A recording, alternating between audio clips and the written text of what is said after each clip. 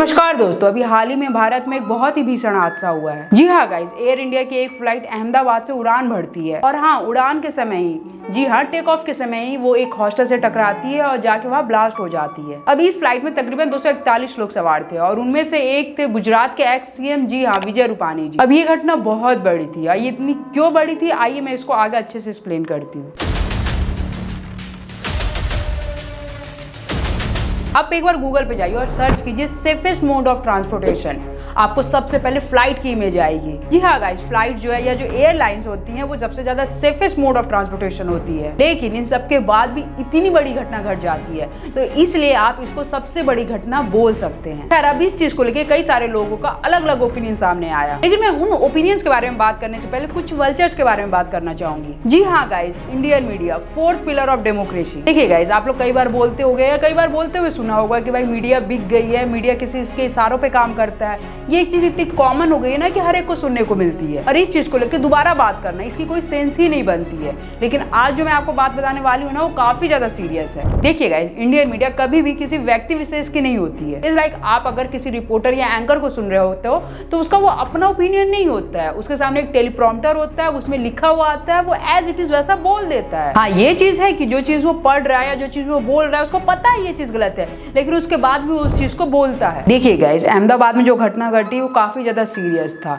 लेकिन जो Indian media है ना, ये चीज हम पहले से बताते आ रहे हैं कि वो अपना स्तर गिराता जा रहा है। फॉर एग्जांपल, अगर हम बात करें इंडिया वर्सेस पाकिस्तान वाली सिचुएशन की, जब वॉर वाली सिचुएशन आई थी, उस वक्त भी इंडियन मीडिया ने एक से एक ब्लंडर किए थे। यही इंडियन मीडिया बार बार बता रही थी कि हम रावलपिंडी में घुस चुके हैं, हम लाहौर में घुस चुके हैं, हम कराची में घुस चुके हैं। इसकी वजह से इंटरनेशनली हमारे इंडिया की काफी ज्यादा मजाक उड़ी है। मतलब अगर आप फॉरेन रिपोर्ट्स को पढ़ेंगे ना, तो आपको पता चलेगा कि हर दूसरा इंटरनेशनल मीडिया हमारा मजाक बना रहा है। One of India's most watched news channels claimed Indian tanks had crossed into Pakistan. बीच में आके कराची पोर्ट पे आग लगा दे, मजा आ जाएगा।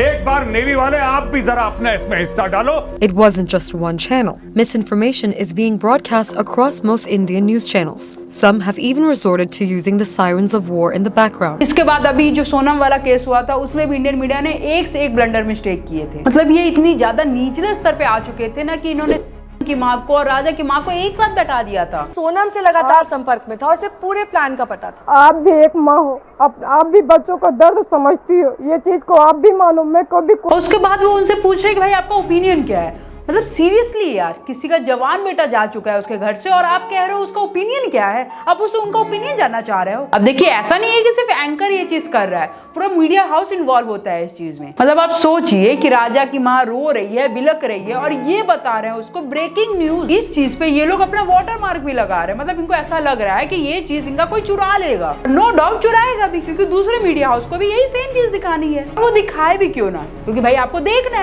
देखना है कि राजा की माँ का क्या ओपिनियन है। देखिए, वो दिखा इसलिए रहे, वो नाच इसलिए रहे क्योंकि आप देखना चाहते हैं। आप नाच देखना बंद कर दीजिए, वो नाचना बंद कर देंगे। देखिए, इंडियन मीडिया बहुत ज्यादा फायदे में है, और वो इसलिए फायदे में क्योंकि आपको देखना है कि किसी हुए व्यक्ति के घर में किसी एक व्यक्ति का क्या ओपिनियन है। आपको सुनना है व्यक्ति की उससे माँ से क्या बात हुई थी आखिरी बार। ये वो सारी चीजें हैं जिसको रोकना चाहिए, इसे बढ़ावा नहीं देना चाहिए। हो सकता है आप बढ़ावा ना दे रहे हो, आपके पेरेंट्स बढ़ावा दे रहे हो। खैर, बात एंकर्स की निकली तो अभी हम एंकर के बारे में और बात करना चाहेंगे। वापस एयर इंडिया वाले मुद्दे पे आएंगे। सो गाइस, आज से 2 से 3 महीने पहले देश के कृषि मंत्री शिवराज सिंह चौहान ने एक ट्वीट करा था। फरवरी के महीने में उनका एक ट्वीट आया था कि किस तरीके से एयर इंडिया घटिया सर्विस दे रही है। देश के कृषि मंत्री, मतलब चौथे या 5वें नंबर पे आता है वो व्यक्ति। उस व्यक्ति को एयर इंडिया अच्छी सर्विस नहीं दे पा रही, तो आप सोचिए क्या आम व्यक्ति को वो देगी। आज की डेट में अगर हम एयरलाइंस की बात करें तो सिर्फ एयर इंडिया को छोड़ो, सारे एयरलाइंस के सेम मॉडल है। आज की डेट में सारे एयरलाइंस को खाली अपने एयर होस्टेस को एथिक्स सिखानी है, बाकी उसके बाद उनके पूरे स्टाफ की जो बिहेव रहता है, उनका जो एथिक्स रहता है, वो इंसान को इंसान ही नहीं समझता। आप एक बार एयरपोर्ट पे जाइए और इनका बिहेवियर देखिए। आपको अगर इंग्लिश नहीं आती होगी ना, तो आपके साथ ये ऐसा बिहेव करेंगे जिसकी कोई हद नहीं। हाँ जी मैडम, आप मैनेजर को बुलाओ, आप बुलाओ। मैं सुबह चंडीगढ़ में 5 बजे का जगा हुआ हूँ, मैं वहाँ से यहाँ तक काउंटर पे घूम रहा हूँ केवल।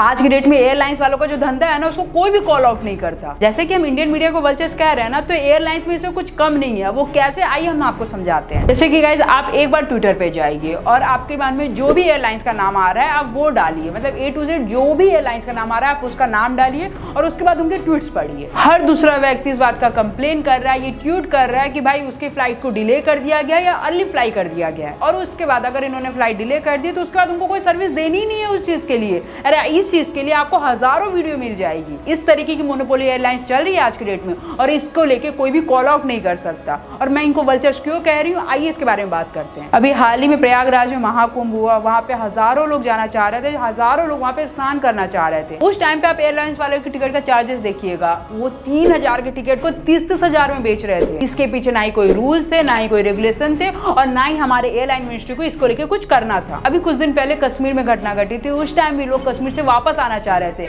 आप उस टाइम भी एयरलाइंस वाले के चार्जेस देखिएगा, मतलब उस टाइम जो नॉर्मल टिकट के चार्जेस 15,000 20,000 होते थे, उनको भी वो 30,000 40,000 60,000 में बेच रहे थे। अब ये एयरलाइंस वाले कौन से रूल्स के अंडर ये काम कर रहे थे, कौन से रेगुलेशन के अंडर ये काम कर रहे थे, भाई ये मुझे नहीं पता। फिर इन सारी चीज का जब इनको कॉल आउट किया गया तो इन्होंने वापस अपने चार्जेस कम कर दिए। मतलब इसके पीछे कोई रूल्स एंड रेगुलेशन तो नहीं था, क्योंकि अगर रूल्स होता तो भाई अचानक से तो इतना प्राइस कम नहीं कर पाते। मतलब आप सोचिए कि एक जगह पे इतनी बड़ी घटना घटी है और उस टाइम भी जब इतनी बड़ी घटना घटी है ये यहाँ पे अपना मुनाफा खोज रहे हैं, तो क्या इनको वल्चर्स नहीं कहा जाएगा? अगर अब भी आप इनको वल्चर्स नहीं कह रहे तो भाई ये आपकी मर्जी है, लेकिन मेरे नजर पे ऐसी घटना के टाइम पे अपना मुनाफा खोजने वाले वल्चर्स ही हैं। खैर ये तो नॉर्मल डिस्कशन हो गया। अब हम एयरलाइंस वाले वल्चर्स को इंडियन मीडिया के वल्चर्स से मिला के देखते हैं। अभी हाल ही में एयर इंडिया के साथ इतनी बड़ी घटना घटी, लोगों ने एयर इंडिया को कॉल आउट करना शुरू किया, उनके खिलाफ ट्वीट करना शुरू करा, लेकिन हमारे इंडियन मीडिया के वल्चर्स अभी भी पेड ट्वीट कर रहे हैं एयर इंडिया के। अब आप सोच लीजिए इनका स्तर कितना ज्यादा नीचे गिर चुका है। अब मुझे और ज्यादा बताने की जरूरत नहीं है। यही इंडियन मीडिया विजय रूपानी के गाड़ी के नंबर ढूंढते फिर रही थी। अच्छा, उनकी गाड़ी का नंबर 12/6 था, उनके डेट भी 12/6 था।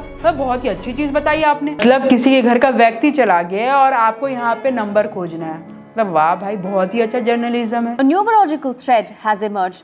Vijay Rupani is believed to have considered the number 1206 his lucky number.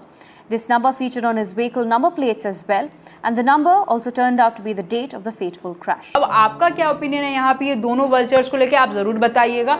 मेरा यहाँ पे बस इतना ही ओपिनियन था। जितने भी लोग इस हादसे मान गई है उन सारे ही लोग को भावपूर्ण श्रद्धांजलि है। भगवान सबके ही आत्मा को शांति दे। और इंडियन मीडिया मुझे AI वीडियो नहीं देखने। विजय रूपानी जी वो 10 मिनट भी नहीं हुआ और इन्होंने AI इमेज क्रिएट कर दिया। खैर इन बेशर्मों के बारे में तो हमने डेडिकेटली बात करी है। बाकी आपका क्या ओपिनियन है आप वो जरूर बताइएगा। बाकी हाँ, अगर आपको वीडियो पसंद आई तो इस वीडियो को लाइक एंड शेयर करना ना भूलें। मिलते हैं नेक्स्ट वीडियो में। जय श्री महाकाल।